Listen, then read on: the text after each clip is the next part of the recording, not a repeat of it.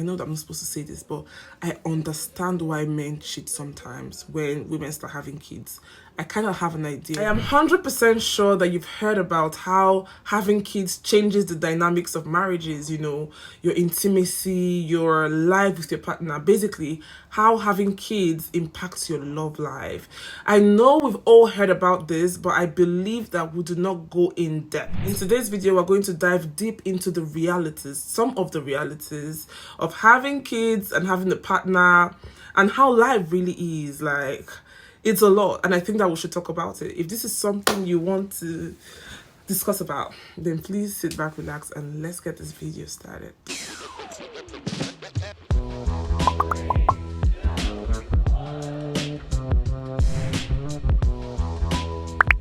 I'd like to begin from what I think is the most important, even though all the things on my list are very important.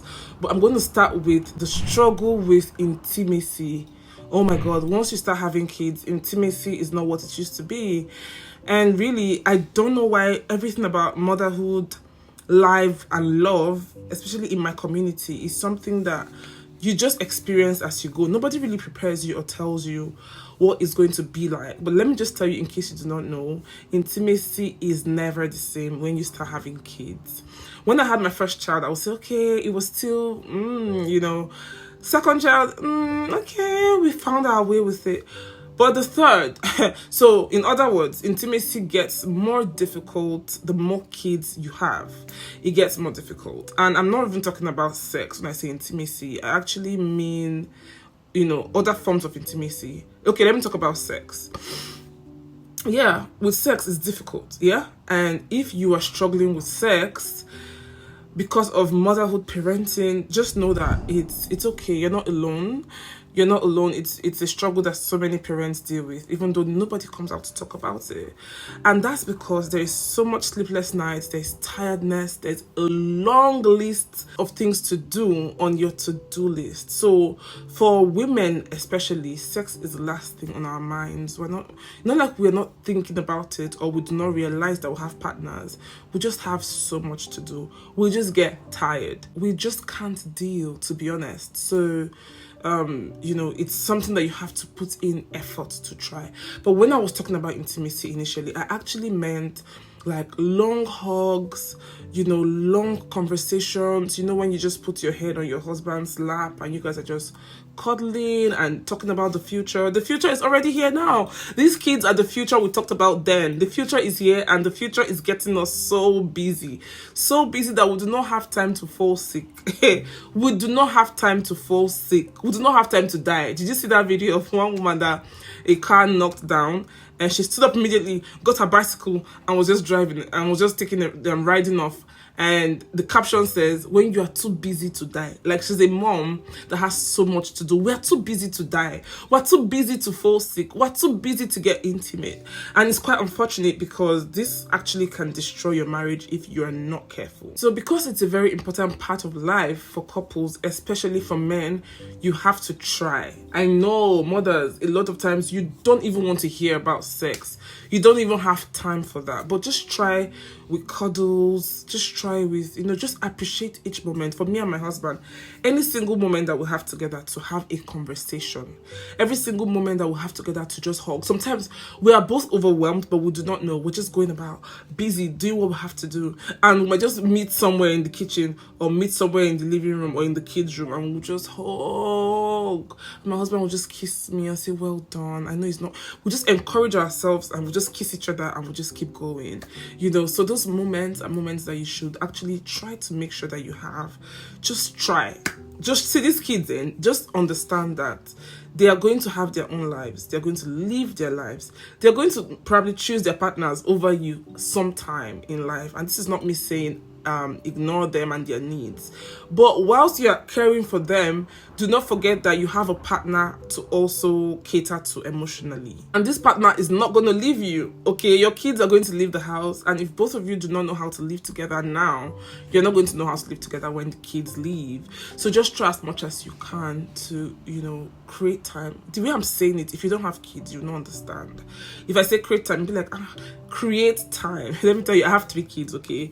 So one child can be asleep, two can be asleep, and one can keep us up till 3 a.m. And I'm not talking about the newborn, I'm talking about even my toddlers.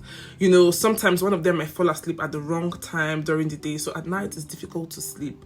And they can just keep us up. That time that we'll just used to watch a movie together, that time that we'll just used to gist or just cuddle or even do, we're using that time to... Sometimes you're tired. That time you used to even just sleep. Forget about intimacy. You're using it to cater to one child that is not sleeping.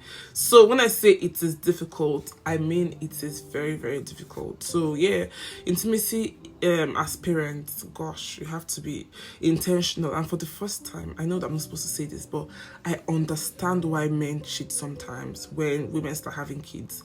I kind of have an idea because God... I'm not saying you should cheat though. I'm not saying you should cheat.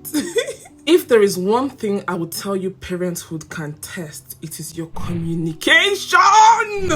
Oh my God, misunderstandings can just happen without you even seeing it coming because everybody is overwhelmed. In my home, it's just my husband and I doing a lot of these things. My husband does more. Okay, so sometimes you can just transfer aggression. You're just tired and somebody might just ask you a very honest question and you just snap. It's easy to snap because you've probably been screaming all day, yelling at the kids, which I'm so proud of myself. I do not yell anymore.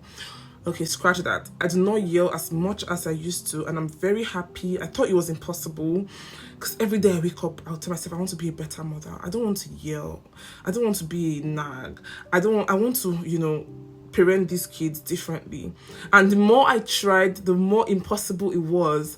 But now I only yell when it's necessary. Now I've been able to, it wasn't easy, trust me. But back to what I was saying, yeah? You've probably been yelling, the kids have been naughty, they're stressing you. It's hard. Parenting is hard. You want to get a child ready. The child thinks you're joking. My kids think everything is a joke. They are running. Come and rub cream. Hey, God. They'll be running. They want you to catch them. They're laughing. Everything is a joke. You're arranging, they think you're playing. They always think you're playing. And sometimes you're overwhelmed because you have a time that you have time that you're working with. You're going somewhere, you want to meet up with time. So you're just like, I'm not joking, let's get ready. You're just literally going crazy. And your partner is asking you one question that you've told the person 14 times. Like the way you're going to snap. The way you're going to snap. If the person is not an understanding person, you guys are going to fight big, okay? And I am very grateful. I'm not among those that will come and tell you that I don't fight in my house, okay? My husband and I used to fight, but guess what? We don't even remember. Recently, we fought like 3 days ago. When I say fight, it's nothing serious, so don't even reason it. Nothing serious. It was just a little tiny argument or a tiny little argument. And we realized that, Jesus, we cannot even remember when last we actually had an argument or confrontation. Even in our former house, we're trying to actually remember because we sorted it out almost immediately and we're like, it's been long this happened. And it was actually cute. It was like, oh, it was actually cute. I was like, I actually miss us fighting. We don't fight. We have an understanding. If I snap, if he snaps, we know where it's coming from. We don't even think about it. We just go. But if you do not have that understanding, you do not communicate. One thing I know that we do in our marriage is that we communicate. Especially me. I am so quick to communicate my feelings because I know my husband is not a magician. So I always tell him how I feel per time. There are times that I am tired, bro. And I tell him I'm so tired. And I'm very grateful because he's very understanding and ever ready to help. Ever ready. He's always like, okay, how can I help you? What do you want me to do for you? Do you want to go on a staycation? One time he even told me that he was not going to go to work for 1 week. Hey, God. Just so that he can help me, so I can just rest for that 1 week, just lie down, press your phone, you know. So I'm very happy that he understands. I feel like if anybody should be tired, really, it's my husband, because my husband is very active at home and is very, very active at work. Me, I'm on maternity leave, so I'm at home, and to be honest, I'm not able to even manage the home as much as I would like to because I'm tired.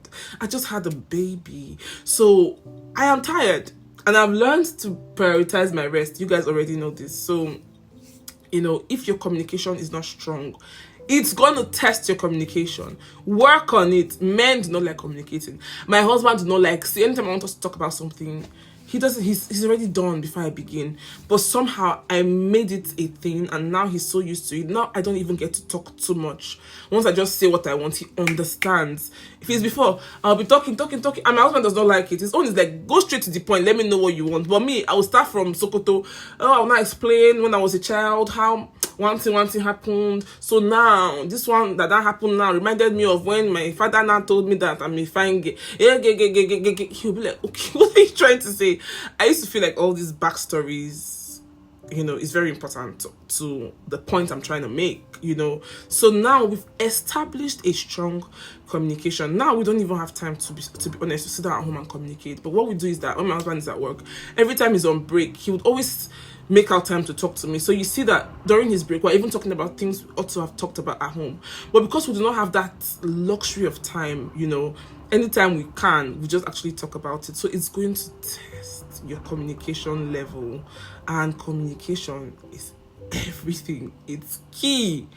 So I'm just going to encourage you, even if your partner doesn't like it, just keep trying. And then if you're a mom, communicate. If you need help, please ask for help. If you need something, please say it. Say it out. Sorry, the Nigerian in me is coming out, but yes, say it. Do not assume that your partner is a magician to know what to do, to know what you're expecting he or she to do, to know what your mind is telling you. If you don't say it out, if you don't communicate, the person is not going to know.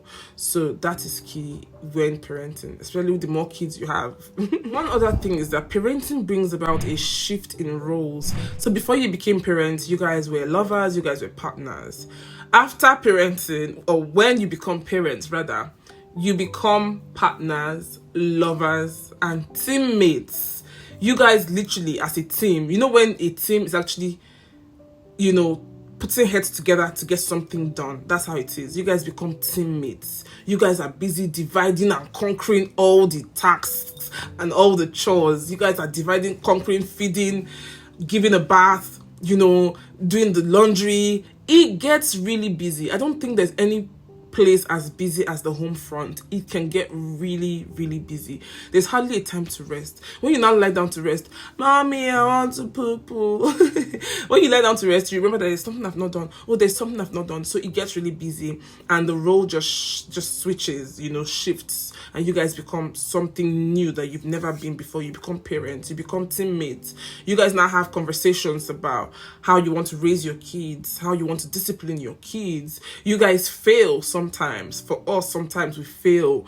We get back up. I tell my husband, see this thing you did, or how you tackled this, or sometimes he will tell me to, baby, you, when you did, you know. So we just kind of try to work together to build our family. So it's good and bad, because it can either make or break your relationship, and that is exactly, especially if you do not communicate. You see that communication is very important.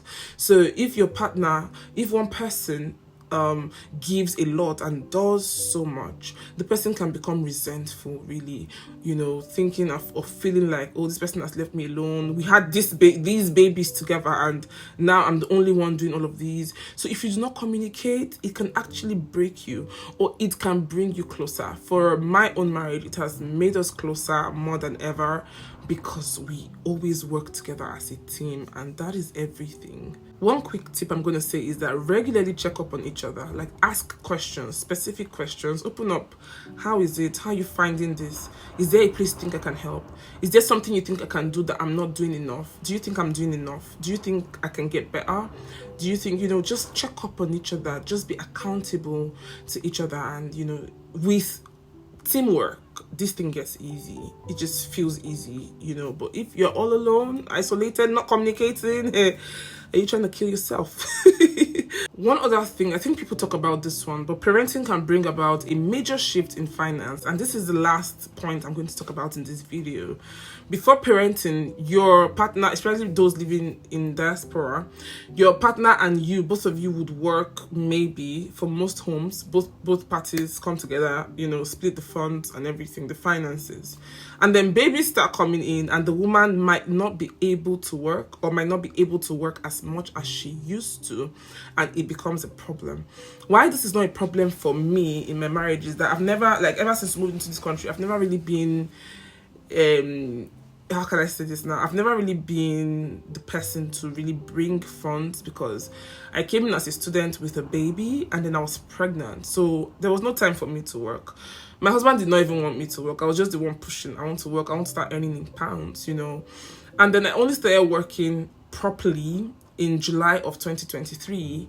And in October, November of 2023, I felt pregnant again. So it has really just been my husband bringing in the funds. But if your marriage has always been the type that, oh, both of you bring in funds and baby starts coming, money is not coming in from one person as it used to, if you guys are not careful, it can cause problems, because the world is expensive. The cost of living in the whole world is not a joke anymore.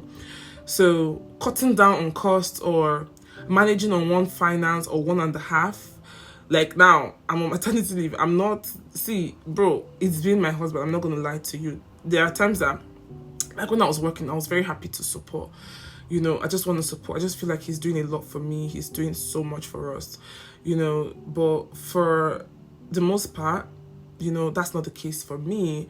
So if your marriage is one that has been like that before, it can be very, very challenging. And it's just all parenthood. So parenthood is a lot. If you're married, I think you should think about it before you have babies. You should have a plan. I'm not that type, okay? I envy people that plan, that have their life together. I don't know how to plan my life because of my period and everything, right? But if you can plan, have savings, you know, arrange it in a way that it's very easy for you guys, so that in case you are now pregnant and you cannot work, you guys will be fine financially. You know, that's basically it. If someone came in and it's getting dark now, yeah, but one of the most beautiful thing about parenthood is you working together as a team and truly being a good team member. You know, both of you are captains of this tiny, chaotic ship that you guys don't know left from right. Because I believe that most parents don't know what they're doing. Everybody's just winging it and hoping that their own method works. You get what I mean? So in your own tiny little world, you guys are just captains and just trying to make sure that the boat does not sink. So I'll just say that hold each other tight. Celebrate every single win. Every little win is a win, no matter how little. Celebrate it, acknowledge it, thank each other, check up on each other, be there for each other, be a true team member. Show up for your other partner. When one person is falling, oh yeah, raise the other person up. It's just like my husband and I, going to church sometimes can be very hard, and we just push each other. If I'm lazy on Sunday morning, he'll be like, baby, let's try. Oh yeah, me too. I'll be like, happy, we get up. We'll have to go to church, you know. We just try to pull each other up and work with each other as a partner.